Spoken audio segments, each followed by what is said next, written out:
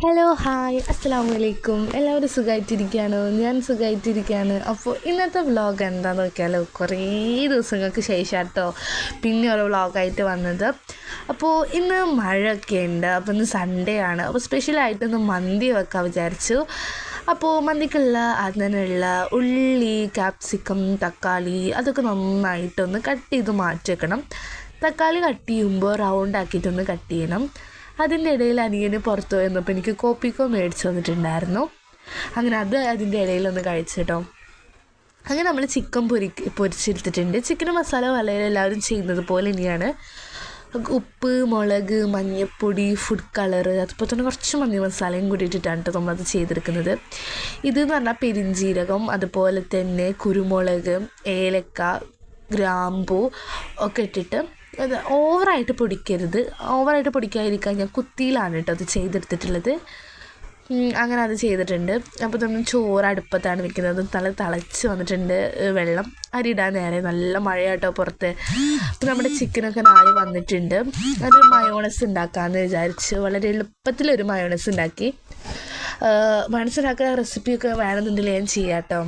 മുട്ട, അതുപോലെ തന്നെ വെളുത്തുള്ളി, സൺഫ്ലവർ, കുരുമുളക്, ഒരു നുള്ളു പഞ്ചസാര, ഒരു നുള്ളു ഉപ്പ്. അത് ഞാൻ വെളുത്തുള്ളിയും പഞ്ചസാര ആഡ് ചെയ്ത് കാണിച്ചില്ല, മറന്നു പോയതാണ്. പിന്നെയാണ് കേട്ടോ ഇത് ഓർമ്മ വന്നത്. പിന്നെ ഒരു സാലഡ് ഉണ്ടാക്കി, വളരെ എളുപ്പത്തിലുള്ളൊരു സാലഡ്. തക്കാളി, ഉള്ളി, ക്യാപ്സിക്കം, പച്ചമുളക്, ക്യാരറ്റ്, കുറച്ച് സുറുക്ക, ഉപ്പൊക്കെ ഇട്ടിട്ട് ഒരു അടിപൊളിയായിട്ടുള്ളൊരു സാലഡ് ഉണ്ടാക്കി. ഇത് കുറച്ച് പെട്ടെന്ന് ചെയ്യുന്നുണ്ട് കേട്ടോ.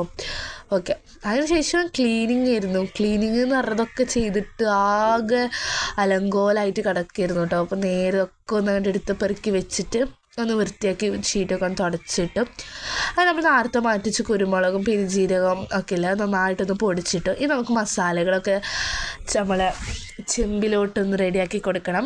ക്യാപ്സിക്കന്, മന്തി മസാല, ഉള്ളി അത് നന്നായിട്ടൊന്ന് ചെയ്ത് വരുമ്പോഴത്തേക്ക് നമ്മൾ ആവശ്യത്തിനുള്ള സൺഫ്ലവർ ഓയിൽ നന്നായിട്ട് അതിലോട്ട് നല്ല സൺഫ്ലവർ ഓയിൽ വേണം കേട്ടോ.